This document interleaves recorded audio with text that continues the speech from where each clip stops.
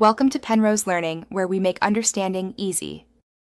In this video, I will explain how to sign using DocuSign.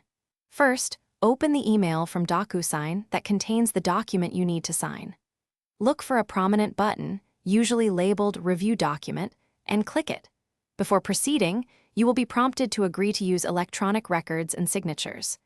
Make sure to check the box to confirm your consent, allowing you to access the document and begin the signing process. Once the document loads, you will see a Start button, typically on the left side of your screen. Click this button to automatically navigate to the first required field. When you click on a Sign field, DocuSign will prompt you to adopt your signature.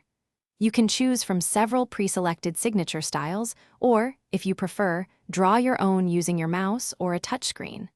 Select the option that best suits your preference.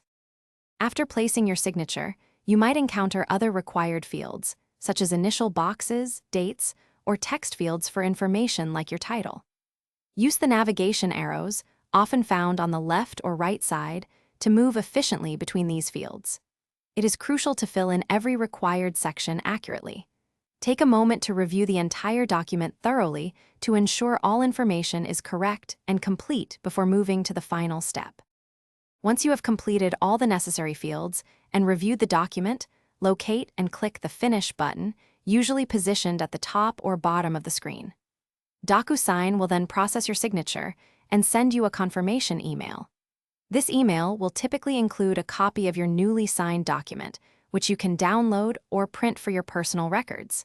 This ensures you have immediate access to the completed agreement. Thanks for watching. If this was helpful, leave a like and consider subscribing. See you next time.